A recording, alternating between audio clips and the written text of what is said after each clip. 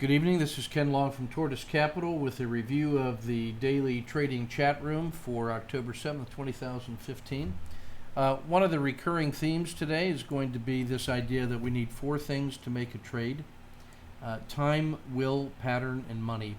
Time, in the sense that we need enough time left in the day for the expected move to unfold so we can realize the objective of that pattern.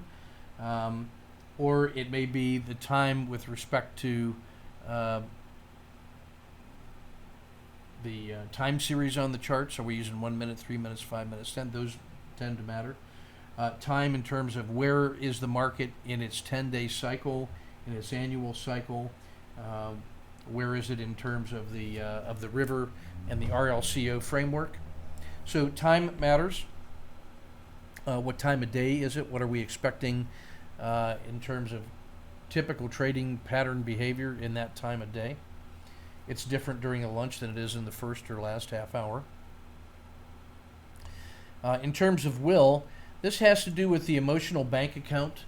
Do we have the presence of mind, the mindfulness, the emotional resilience, the psychic energy, the discipline to trade properly? Can we put ourselves in the right mind state, the zero state, leaning slightly forward, looking for signals, calm yet competent and confident on the front foot, but well balanced? Do we have the will to be able to trade according to the plan and to resist the monkey mind, the chimp urges to deviate from our rules?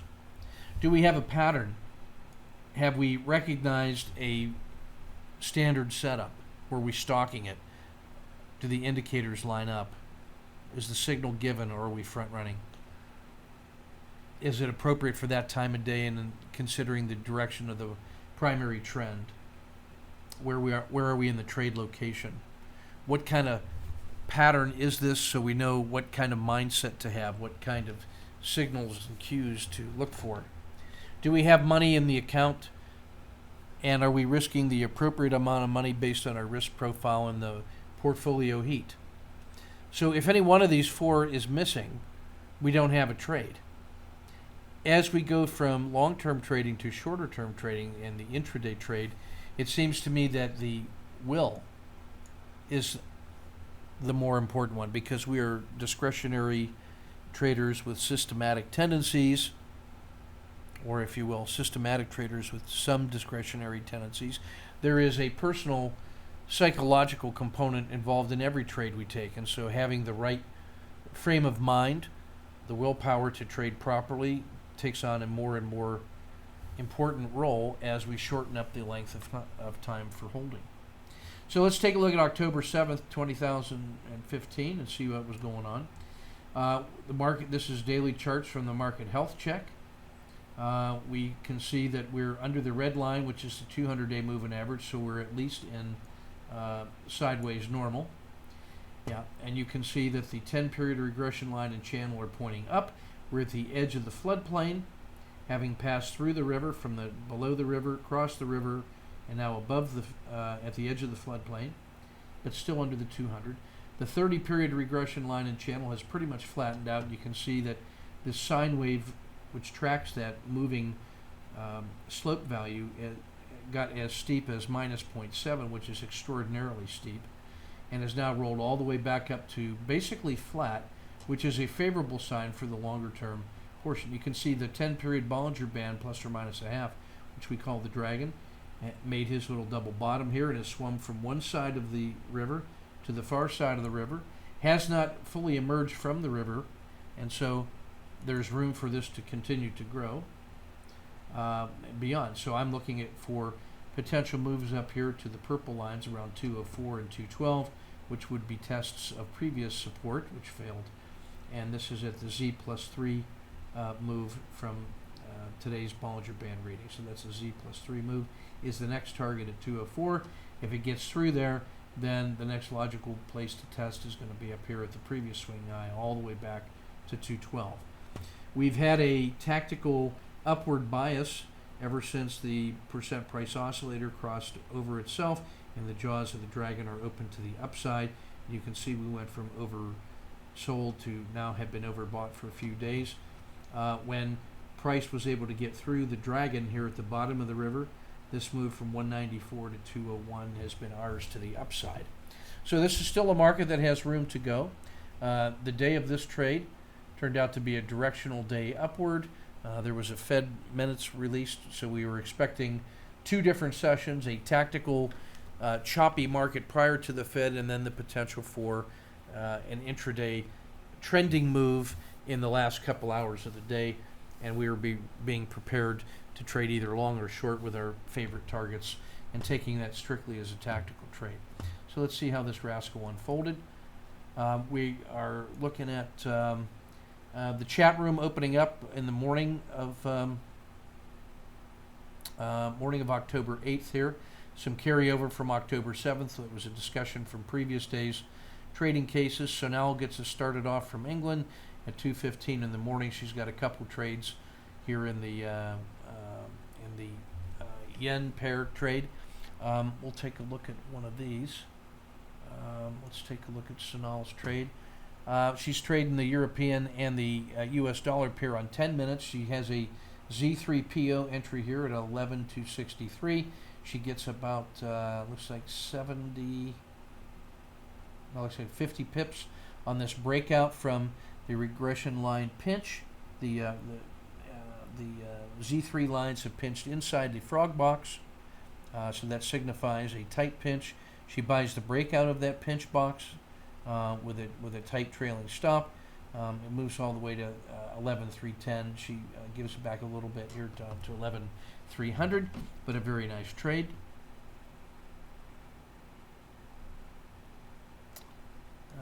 Back to she has some other trades in here on the yen and the euro that we won't look at. Jeff in England is talking about the JB ambush, where on days of the Fed trade they play a bracket technical ambush that paid off today. A special case of the Z3 breakout trade.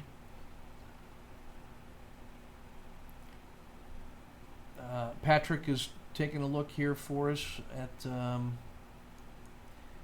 here's a trade he did, a series of trades he did in low in the morning. He tried a long here, stuck around, I think, a little longer than we normally would. He gets the price as it leaves the dragon and is now down around a Z-2. Probably a problem with the fill, but I do like the fact that he gets out when this does not take off and breaks back through the dragon. He's out. He gets the reversal, plays the long here, captures here. Nice trade. I got no problem if he decides to take this exit and then takes the breakout a second time from here and cashes where he's cashing is perfect. After an extended move up to the Z3 and rolls over, yeah, you made your trade. That's the move. So he got from about 45.50 to 46.07, so 60 cents here in a matter of about an hour. Further into the day, Sonal is doing some thought experiments in here with the dragon and the location. She's looking at the double bottoms being formed here by the dragon as an indicator.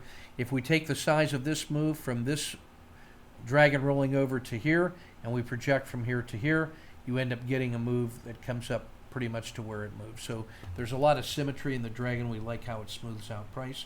Some long discussions on technical implementations. Catherine shares some ideas in here about this price leaving the dragon, and now the dragon making new highs compared to his previous high, as an idea that maybe we have started a new leg up. It turns out that's a very good idea. This is Catherine being short on VRTX on the Lazy W. It was high, sold off, rebounded right where it should, right to the Bollinger Band mean, and rolls over. She waits for a breakdown of the new low and gets short here, and then makes her recovery down here, the covering trade all the way down here. Beautiful technique, right where the market is rolling over after an extended downward move, so +1 to Catherine. Here's Patrick offering us a look at Cliff. It's hard to short Cliff as cheap as it is now, but notice the symmetry of this move and the move of the dragon. He finds the RLCO crossover here, buys it, gets shaken out of this trade here, I am talking to him about the need to be ready to re-enter here. I don't have any problem with that fractional win because the size of this move from here to here is the size of that potential move from here further, so you don't want to stick around.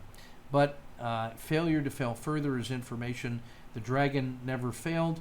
You can see the PSAR is supporting it all the way up, and so we're going to look at our technique to see how we can get a re-entry here and then still participate in this move.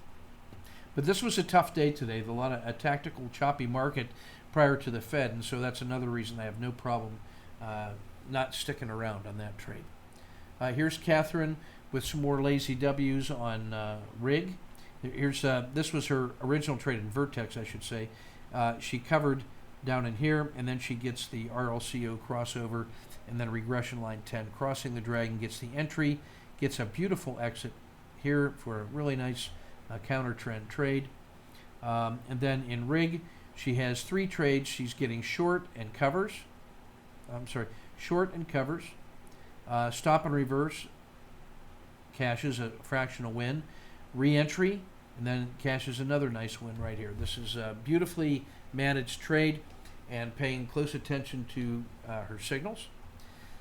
This is Bill with a -1R in the first one and then 1.5R in the second one, both playing the moves from extended trades out to Z2 and Z3, looking to get back to the Bollinger Band mean and capturing fractions. We saw this one from Patrick already. Here's some work Jeff has been doing on the dragon. He believes he front ran this one. He buys here, is short here, covers here. I'm coaching him to look for this re-entry over in here, but I do love this short after an extended move and a lower high, a double top, if you will.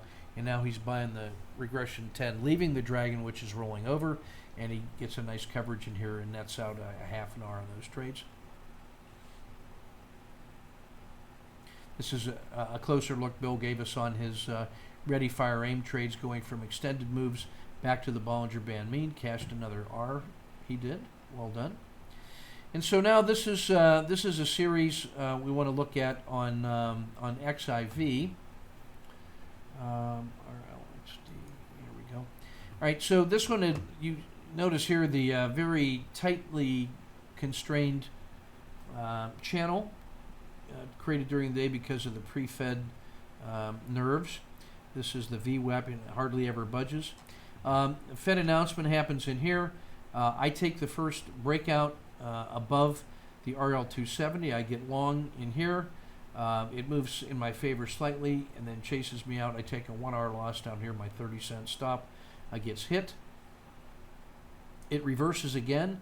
And the RL10 is still north of the dragon. The dragon has left the river. The pinch box is expanding. I re-enter like I'm supposed to with my usual 30-cent stop, so I'm long at 28 with the stop down here at 27.20. It was never threatened. It moves up smartly in my favor.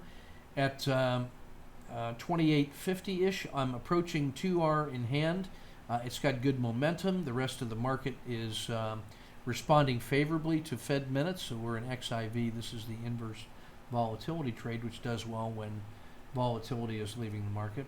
So we get our second position on here at 28.50, also with a 30-cent stop.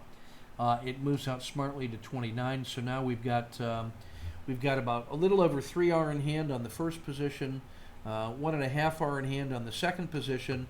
We got good momentum. We get that in. On the excursion up, we move our stop up to lock in a winner on all 3 positions to 29.10. This is about where it started getting toppy. There's only 45 minutes left in the trading day here in Central Time. And so as this starts to roll over here out beyond Z+2, almost around Z+3, we end up getting an exit up here around 29.32, which turned out to be a nice exit as price rolled over and came back to like 28.50 during that part of the day. And so now I want to talk about time, will, pattern, and money. This nets out to about 7R, 1R off the losing trade, and then 7R or 8R net off these 3 positions for a net of 7. Re-entry is the key to sanity.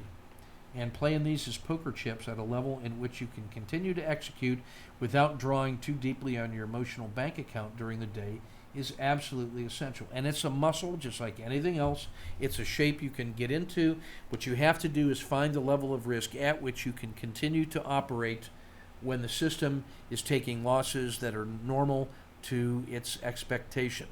And that's exactly what this is. This is just a losing my ante and moving on to the next trade and taking that signal just a few minutes later. Kim did not have enough energy left in the emotional bank account to get the re-entry. I have no problem with that exit right here for a scratch. And now what her lesson learned here is that to consider putting the stops down here where it negates the breakout and not getting stuck here in the noise. And we're going to coach some more on the need to hit the re-entries when price and the RL10 remain above the dragon and the dragon is flowing upward. You can buy that re-entry somewhere in here when it makes a new high of the day, not later than here.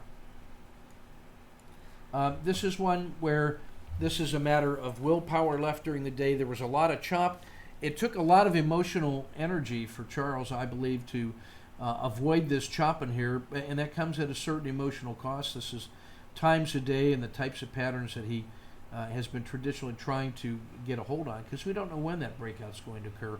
All of these look like potential breakouts, but because this is the Fed, he was able to sit on his hands, but that came at an emotional cost, so that when he did get the 1, 2, 3 pattern, he could just remember other cases where the volatility worked against him, and as he notes, he had a 1, 2, 3 entry set up here at 28, which is where my entry was, but he didn't pull the trigger and is now working through the emotional issues associated with letting one get away.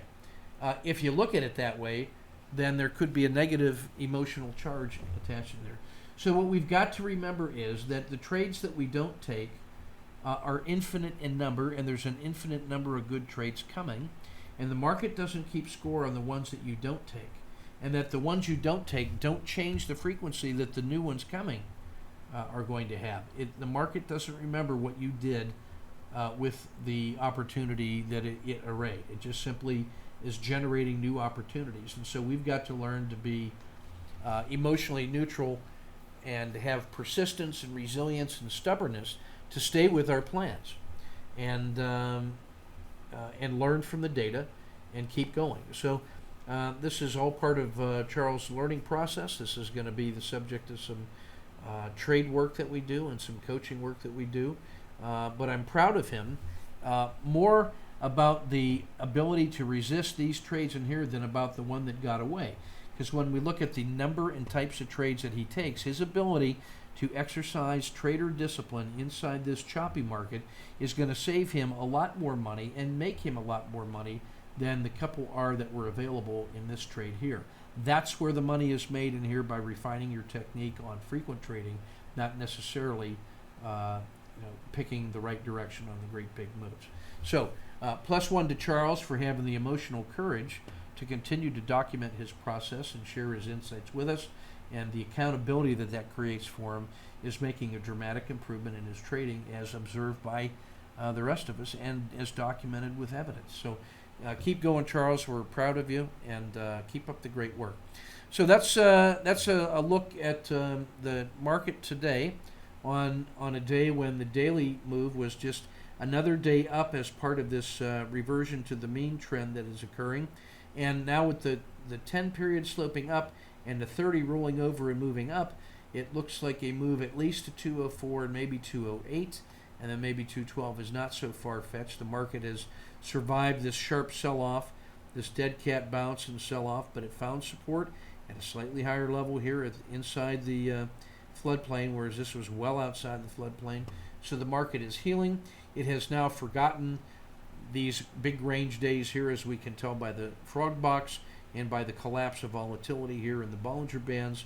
This is a market that is moving on and has consigned this to history and is now looking forward, and right now the direction is tentatively cautiously up and will remain that way as long as price remains north of the dragon, north of this south side of the river here. So that's Ken Long from Tortoise Capital. I appreciate your kind attention, and keep your wrist measured and your powder dry.